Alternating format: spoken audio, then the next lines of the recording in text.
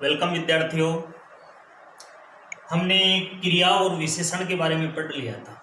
आज हम बात करते हैं क्रिया विशेषण। सबसे पहले बात करते हैं कि क्रिया विशेषण की परिभाषा कि जो अविकारी शब्द क्रिया की विशेषता बताते हैं, जो अविकारी शब्द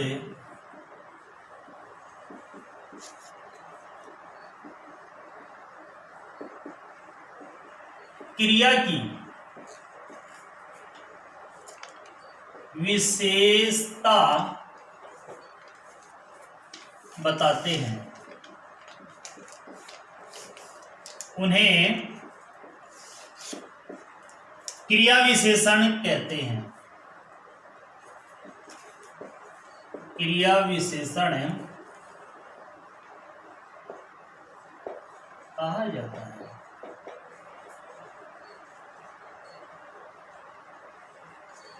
क्रिया विशेषण की परिभाषा हमने क्या देखी कि जो अविकारी शब्द क्रिया की विशेषता बताते हैं उन्हें क्रिया विशेषण कहा जाता है। अब विद्यार्थियों बात करते हैं अविकारी शब्दों की कि अविकारी शब्द कौन से होते हैं। कि वे शब्द जिनके रूप, लिंग, वचन, कारक या पुरुष आदि के आधार पर उनमें किसी भी प्रकार का कोई भी परिवर्तन नहीं होता है, ऐसे शब्द जो हैं वो अविकारी शब्द कहे जाते हैं। जैसे क्रिया विशेषण जो है, इसका पहला एग्जाम्पल देखते हैं। जैसे नंबर 1 है, सविता धीरे धीरे चलती है। सविता धीरे धीरे चलती है। क्रिया विशेषण की परिभाषा हमने देखी कि जो अविकारी शब्द क्रिया की विशेषता बताते हैं उन्हें हम क्रिया विशेषण कहते हैं। एग्जाम्पल में पहला देखा, सविता धीरे धीरे चलती है। तो धीरे धीरे शब्द जो है, इस वाक्य में जो धीरे धीरे शब्द है, कौन सा धीरे धीरे जो शब्द है, चलती है क्रिया की विशेषता प्रकट कर रहा है। ये क्या है? क्रिया। और धीरे धीरे ये क्या है? शब्द। और दूसरे अर्थों में बात करें तो ये अविकारी शब्द हो गया। सविता क्या है? धीरे धीरे चल रही है, तो शब्द तो क्या हो गया? धीरे धीरे। और चलती है क्या हो गया? क्रिया। तो इसमें भी हमने क्या देखा कि जो अविकारी शब्द हैं क्रिया की विशेषता बताते हैं। तो अविकारी शब्द जो है धीरे धीरे, ये किसकी विशेषता बता रहा है? क्रिया की। कैसे बता रहा है? उसमें हमने देखा कि सविता धीरे धीरे चल रही है, ये क्रिया है, और ये क्या है? शब्द। तो इसमें कौन सी क्रिया आ गई? इसमें कौन से विशेषण का एग्जाम्पल हो गया? क्रिया विशेषण का एग्जाम्पल हो गया। जैसे दूसरा देखें, घोड़ा तेज दौड़ता है। दूसरा है, घोड़ा तेज दौड़ता है। इसमें तेज जो है वह का शब्द हो गया। पारस प्रतिदिन पढ़ता है। पारस प्रतिदिन पढ़ता है। और चौथे नंबर पे अपन बात करें तो है, रम्मा झूठ बोलती है। रम्मा झूठ बोलती है। तो ये सारे के सारे जो एग्जाम्पल हैं क्रिया विशेषण के एग्जाम्पल हैं।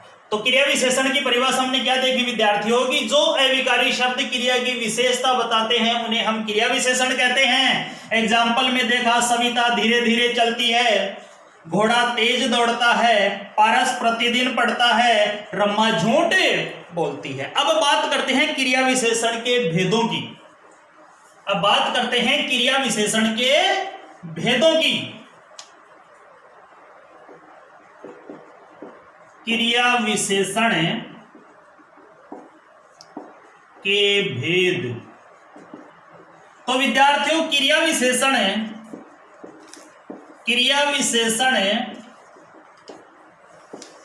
के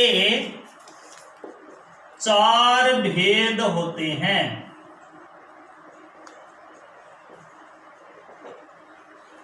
क्रिया विशेषण के भेदों की अगर हम बात करें तो क्रिया विशेषण के कितने भेद होते हैं? 4 भेद होते हैं। नंबर 1 है कालवाचक क्रिया विशेषण।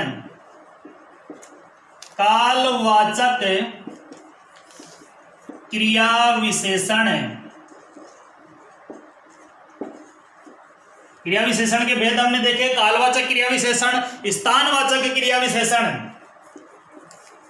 स्थानवाचक क्रिया विशेषण। तीसरा है रीतिवाचक क्रिया विशेषण। और चौथा है परिमाणवाचक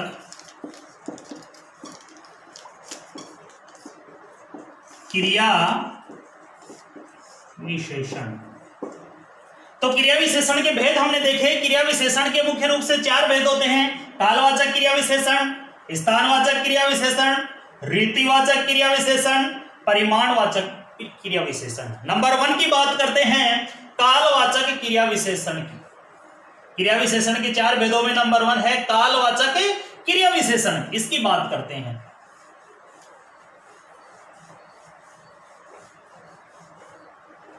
नंबर 1 है कालवाचक क्रिया विशेषण। काल यानी समय। कालवाचक क्रिया विशेषण में हम देखेंगे कि वे शब्द जिनसे क्रिया के संपन्न होने के साथ समय का पता चलता है। वे शब्द जिनसे क्रिया के संपन्न होने के साथ समय का पता चलता है।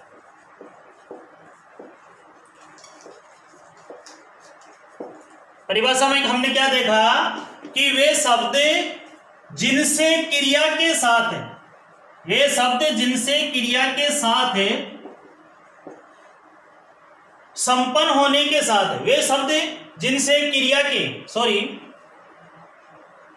वे शब्द जिनसे क्रिया के संपन्न होने के साथ समय का पता चलता है, उन्हें कालवाचक क्रिया विशेषण के नाम से जाना जाता है। जैसे नंबर 1 है, एग्जाम्पल में हम अपन देखें उदाहरण। जैसे नंबर 1 है रेखा कल जाएगी।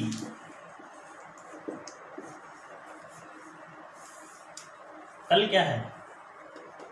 समय। समय के बारे में प्रतीत हो रहा है कि रेखा कल जाएगी। इस वाक्य में कल जो है वह क्या है? क्रिया विशेषण। और क्रिया विशेषण से जो है जाएगी, क्रिया के काल का बोध होता है, अतः कल जो है वो कालवाचक क्रिया विशेषण है। दूसरा है वह सुबह से पढ़ रहा है। वह सुबह से पढ़ रहा है। ये भी कालवाचक क्रिया विशेषण के अंतर्गत आएंगे। अब हम बात करते हैं कालवाचक क्रिया विशेषण के एग्जाम्पल। पूर्व कालवाचक क्रिया विशेषण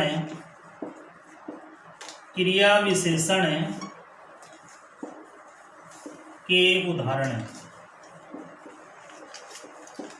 कहने का मतलब है कि ऐसे वाक्यों में जो ये शब्द आ जाए तो उसमें कालवाचक क्रिया विशेषण होता है। कालवाचक क्रिया विशेषण के उदाहरणों में हम वो देखेंगे, ऐसे शब्द देखेंगे जो उस वाक्य में देखेंगे। जैसे कल है तो ऐसे शब्द हम इसमें देखेंगे।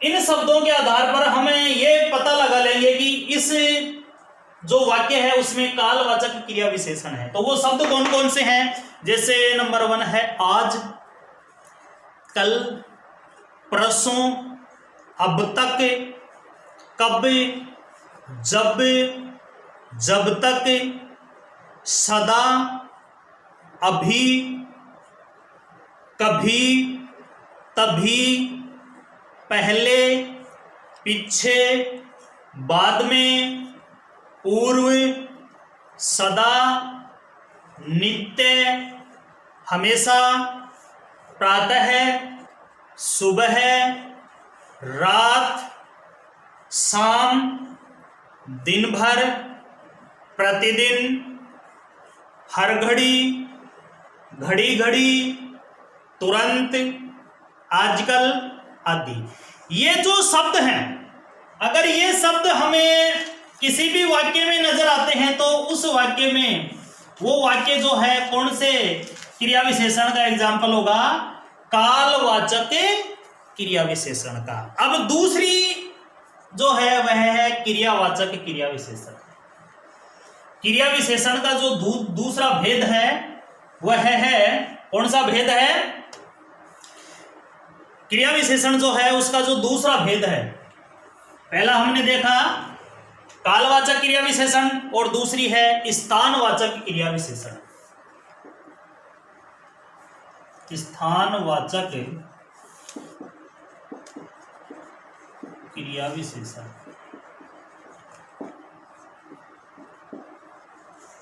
स्थानवाचक क्रिया विशेषण में अपन बात करते हैं कि जिस क्रिया विशेषण से, यानी कि जिस क्रिया विशेषण से क्रिया के स्थान का बोध होता है, जिस क्रिया विशेषण से, जिस क्रिया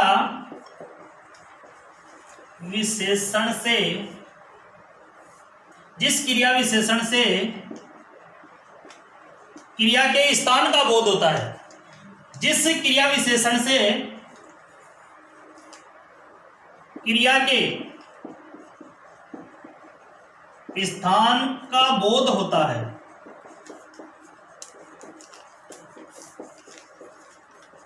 उसे हम स्थानवाचक क्रिया विशेषण के नाम से जानते हैं। जिस क्रिया विशेषण से क्रिया के स्थान का बोध होता है उसे हम क्या कहेंगे? स्थानवाचक क्रिया विशेषण कहेंगे। जैसे एक एग्जांपल देखें कि जैसे है मेरे पास बैठो, मेरे पास बैठो, ये स्थानवाचक क्रिया विशेषण का एग्जांपल है, उदाहरण है। कैसे है? पास। इस वाक्य में जो पास है, इस वाक्य में पास क्रिया विशेषण से जो बैठो है क्रिया के स्थान का बोध होता है, अतः पास जो है वह स्थानवाचक क्रिया विशेषण है। अगला एग्जांपल अपन देखें, जैसे राम ऊपर गया, दूसरा है राम ऊपर गया, राम ऊपर गया, इसमें भी ऊपर क्या है? स्थानवाचक क्रिया विशेषण। और तीसरा अपन बात करें कि मोहन उधर बैठा है, तीसरा है मोहन उधर बैठा है, बैठा है, स्थानवाचक क्रिया विशेषण कहलाते हैं। जैसे हमने पहले देखा था कि कालवाचक क्रिया विशेषण में कुछ ऐसे शब्द, ऐसे जो वाक्य हैं उनमें जैसे ऐसे शब्द हैं उनसे हमें यह पता लग जाता है कि स्थानवाचक क्रिया विशेषण है। इसी प्रकार कालवाचक क्रिया विशेषण है, उसी प्रकार स्थानवाचक में भी जैसे ये शब्द हैं इनसे हमें यह पता लग जाता है कि ये स्थानवाचक क्रिया विशेषण है। इसी प्रकार कुछ और, यानी कि स्थानवाचक क्रिया विशेषण के और शब्द देखते हैं। स्थानवाचक क्रिया विशेषण, स्थानवाचक क्रिया विशेषण के उदाहरण देखते हैं। क्रिया विशेषण के उदाहरण, यानी कि ऐसे कौन कौन से शब्द आएंगे जिन शब्दों में स्थानवाचक क्रिया विशेषण होगा। जैसे नंबर 1 बात करें, स्थानवाचक क्रिया विशेषण जो है, जैसे नंबर 1 है बाहर, भीतर, यहां, वहां, इधर, उधर, ऊपर, नीचे, दाएं, बाएं, आगे, पीछे, इस तरफ, उस तरफ, इस ओर, निकट, समीप इत्यादि। ये सारे के सारे जो हैं वह है स्थानवाचक क्रिया विशेषण को पहचान करने के तरीके हैं। अब तीसरा जो है वह है रीतिवाचक क्रिया विशेषण। तीसरा जो है वह है नंबर 3 की बात करें, रीतिवाचक क्रिया विशेषण। रीतिवाचक यानी कि ऐसे शब्द जिनसे क्रिया के होने की रीति का बोध होता है। ऐसे शब्द जिनसे क्रिया की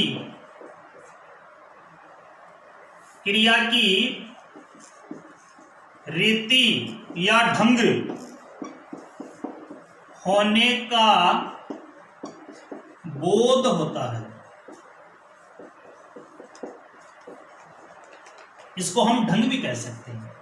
रीति का मतलब ढंग भी होता है कि रीतिवाचक क्रिया विशेषण की परिभाषा हमने क्या देखी कि ऐसे शब्द जिनसे क्रिया की रीति या ढंग होने का बोध होता है, जैसे उनको हम रीतिवाचक क्रिया विशेषण के नाम से जानते हैं। जैसे वह धीरे धीरे चलता है, जैसे वह धीरे धीरे चलता है।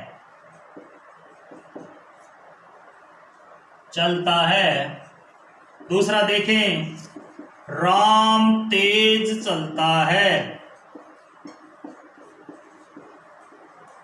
दो एग्जाम्पल हमने देखे कि वह धीरे धीरे चलता है, राम तेज चलता है। तो यहां पे धीरे धीरे और तेज, इसके बारे में देखते हैं। यहां जो धीरे धीरे है और तेज शब्द है, यहां पे दो शब्द हैं, धीरे धीरे और तेज। चलता क्रिया के ढंग को बता रहा है या चलता क्रिया की रीति को बता रहा है। अतः धीरे धीरे व तेज जो है वो क्या है, रीतिवाचक क्रिया विशेषण है। आगे हम बात कर रहे हैं रीतिवाचक क्रिया विशेषण में जो शब्द प्रयुक्त होते हैं उनकी। आगे है रीतिवाचक क्रिया विशेषण की पहचान। रीतिवाचक क्रिया विशेषण के अन्य उदाहरण, जैसे रीतिवाचक क्रिया विशेषण में कुछ ऐसे शब्दों के बारे में अपन चर्चा करेंगे, वो शब्द रीतिवाचक क्रिया विशेषण के अंदर प्रयुक्त होते हैं। तो वो शब्द कौन कौन से हैं देखते हैं। जैसे रीतिवाचक जो क्रिया विशेषण है उसके जो मुख्य शब्द हैं वो जैसे है, एक तो सचमुच, वास्तव में, बेशक, शायद, ठीक, हाँ, जी, सच, नहीं, मात्र, तक, भर, मानो, इसीलिए, चोरी चोरी, चुपके चुपके, मधुर मधुर, मंद मंद, जल्दी जल्दी, टकाटक इत्यादि। अब जो इसके हमने जो देखे वो रीतिवाचक क्रिया विशेषण के अन्य उदाहरण थे। अब चौथा है परिमाणवाचक क्रिया विशेषण। चौथा जो पॉइंट है वह है परिमाणवाचक क्रिया विशेषण का जो चौथा भेद है वह है परिमाणवाचक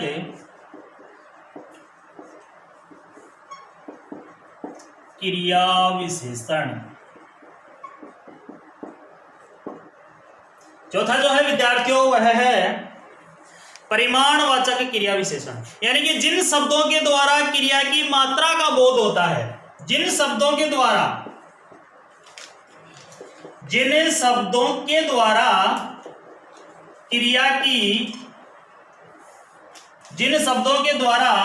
क्रिया की मात्रा का बोध होता है।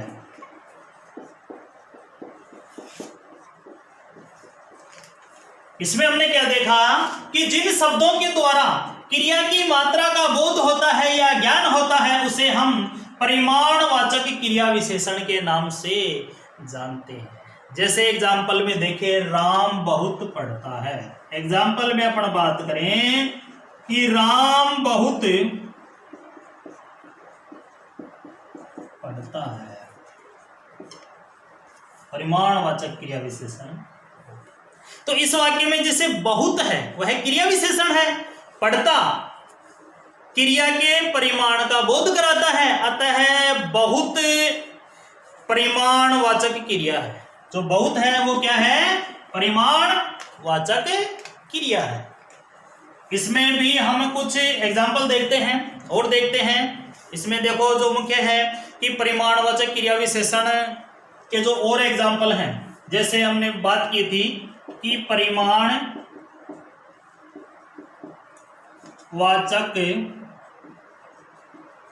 क्रिया विशेषण के कुछ उदाहरण हैं। कुछ उदाहरण ऐसे हैं कि उनमें कुछ ऐसे शब्दों को अपन देखते हैं जिनमें परिमाणवाचक क्रिया विशेषण आता है, जैसे थोड़ा, कम, काफी, अधिक, केवल, लगभग, बहुत, अति, कुछ, बराबर, बढ़कर, थोड़ा थोड़ा, उतना, जितना इत्यादि। ये सारे के सारे जो हैं वो परिमाणवाचक क्रिया विशेषण के उदाहरण हैं। तो विद्यार्थियों, आज हमने क्रिया विशेषण के बारे में चर्चा की। हमने क्रिया पढ़ ली, व्यवहारिक व्याकरण जो है उसमें हमने क्रिया पढ़ा, कर्म पढ़ा,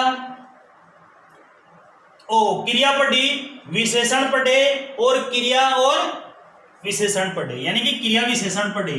आज ये हमारा क्रिया विशेषण जो है वो यहीं समाप्त होता है। अगले वीडियो में एक अगले टॉपिक के साथ, एक नए व्याकरण के टॉपिक के साथ फिर से उपस्थित होंगे।